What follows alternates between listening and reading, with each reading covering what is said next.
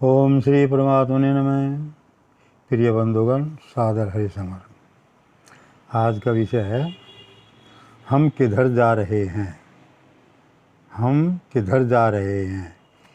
जाने का कहने का भाव ये है हमारा जाना, यानी हमारा जीवन किस तरफ जा रहा है। ऐसा नहीं पूछ रहा मैं घर जा रहे हो, दुकान जा रहे हो, कारखाना जा रहे हो, हम किधर जा रहे हैं, ऐसा नहीं।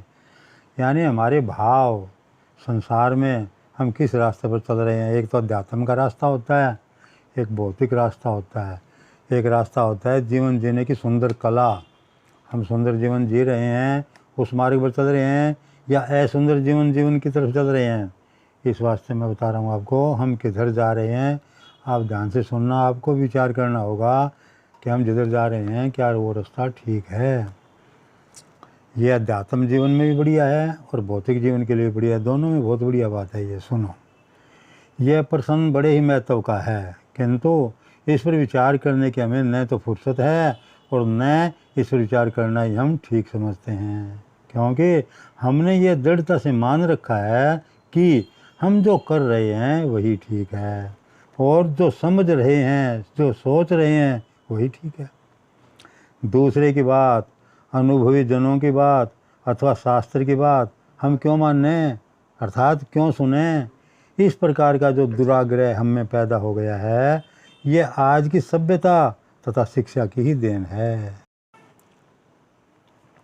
वास्तव में वर्तमान में पूरे विश्व की विशेष रूप से और हमारी जो स्थिति है वह अत्यंत शोचनीय, दुखद और विडंबनापूर्ण हो गई है।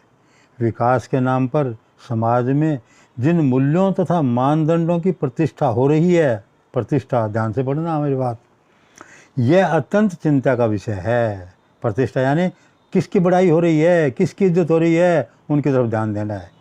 प्रगतिवादी मनोरंजन और तकनीकी ज्ञान के नाम पर आज जो दृश्य एवं सामग्री, सर्वे सामग्री कहते हैं सुनने वाली, जो हम टीवी वगैरह में सुनते भी हैं, देखते भी हैं।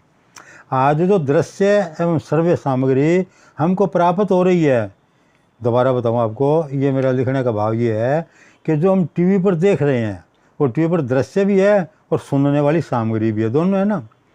वह मनोरंजन नहीं, ज्ञान भी नहीं, बल्कि अभिशाप के रूप में हमारे सामने है। उसका पूरे समाज पर, विशेष रूप से युवा पीढ़ी तथा कोमल हृदय बच्चों पर जो दूरगामी प्रभाव पड़ेगा वह तो अत्यंत भयावह है एवं विनाशकारी है ही। ध्यान से सुना क्या आपने, जो टीवी पर हम देख रहे हैं, टीवी के बोल सुन रहे हैं, उनके बारे में है ये बातें।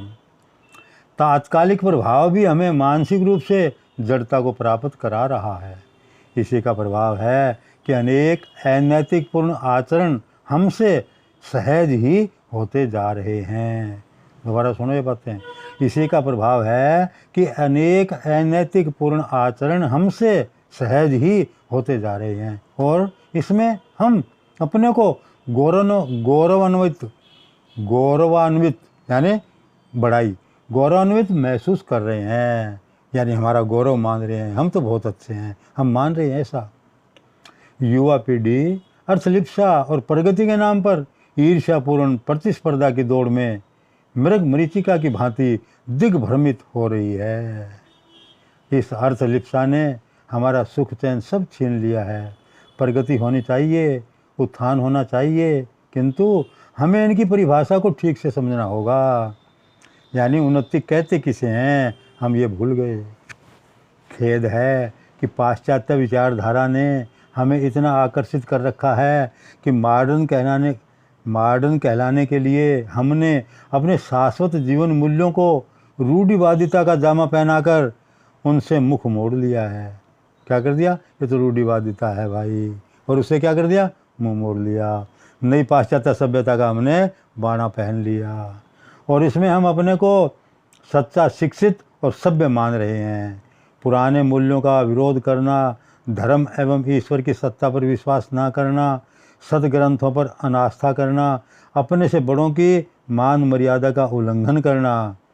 देखो ना, आपको पता है सब ऐसा ही हो रहा है ना, अपने से बड़ों की मान मर्यादा का उल्लंघन करना, अपना कर्तव्य भुलाकर केवल स्वार्थपूर्ण अहम की संतुष्टि के लिए अपने अधिकारों की दुहाई देना तथा शास्त्रीय नियमों की अवमानना ही आज की तथाकथित प्रगति है। यानी हमने प्रगति किसको मान लिया?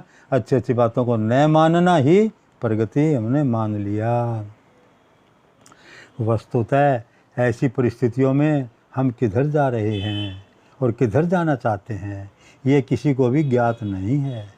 आज की तथाकथित कामयाबी से कुछ हासिल होने वाला नहीं है।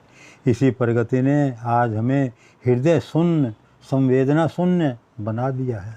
परस्पर किसी में कोई सौहार्द नहीं, रिश्ते नाते टूट रहे हैं। अब देखो ना, रिश्ते नाते टूट रहे हैं, परिवार विखंडित हो रहे हैं, माता पिता का आदर मान नहीं है, सेवा तो दूर की बात है। पति पत्नी के मधुर शाश्वत जीवन में, जीवन संबंधों में जो दरार आई है वह इसी अस्मिता बोध की देन है। अस्मिता बोध यानी पागलपन। यह स्थिति दिन पर दिन और अधिक विनाशकारी होती जाएगी यदि हम समय पर न चेते तो। अतः हमें यथाशीघ्र विचार करना होगा कि हमारे जीवन का लक्ष्य क्या है, हमारे जीवन का लक्ष्य क्या है और उस लक्ष्य की प्राप्ति का उपाय क्या है। सच्ची बात तो यह है, क्या है? लक्ष्य का निर्धारण तो पहले से ही किया हुआ है और उसकी प्राप्ति के साधन भी निश्चित किए हुए हैं।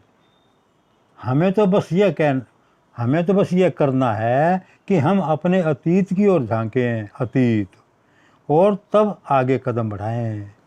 हम कौन थे और क्या बनने जा रहे हैं। अतीत हमारे यानी पीछे का ज़माना, हम पीछे से कैसे थे, हमारा वंश, हमारा परिवार, हमारा ज़माना वो कैसा था, उसकी ओर झांकें। और हम क्या थे और क्या हो गए, इसकी तरफ ध्यान नहीं है। इसके लिए हमें अपने संस्कारों को समझना होगा, अपने गौरवशाली इतिहास तथा साहित्य का अध्ययन करना होगा। हम परिस्थितियों को नहीं बदल सकते, परंतु स्वयं को बदलने की सामर्थ्य तो प्रभु ने हमको दे रखी है। यानी परिस्थितियों को हम नहीं बदल सकते, ये बात ठीक है, और परिस्थितियाँ बदली जाती भी नहीं, लेकिन हम अपने को तो बदल सकते हैं। जैसा जैसा ज़रूरत हो उसके अनुसार अपने को भाई बदल लो। प्राप्त समय तथा साधन का सदुपयोग करें, विवेक बुद्धि से निर्णय करें तथा प्रभु का आश्रय रखें, तो हम तथा कथित प्रगति नहीं अपितु सच्ची प्रगति को प्राप्त कर सकते हैं। अब देखो ना, एक कथित शब्द बार बार आता है, कथित प्रगति। कथित प्रगति होती है कहने की प्रगति, वास्तव में नहीं होती।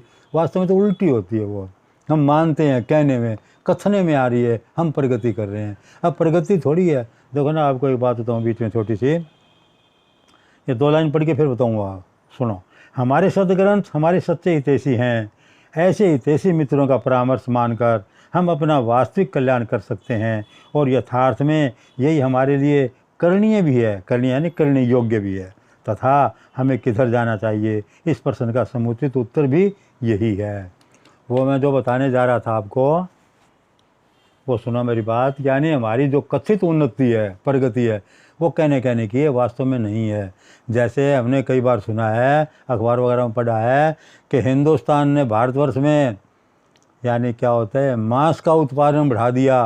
पिछले साल इतना था, इस साल 10% बढ़ा के इतना निर्यात किया। क्या किया? मांस। तो मेरे भाई लोगों, आप बुद्धि पर जरा जोर लगा के देखो, मांस का उत्पादन होता है या पशुओं को मारना होता है? देखो हमारे बुद्धिजीवी लोग हमारे आगे क्या बोल रहे हैं, उनको कुछ ही बोल लो, वो कह रहे मांस का उत्पादन बढ़ाया, जबकि पशुओं को हमने मारा। तो ये उत्पादन बढ़ा के पशुओं को मारना हुआ भैया।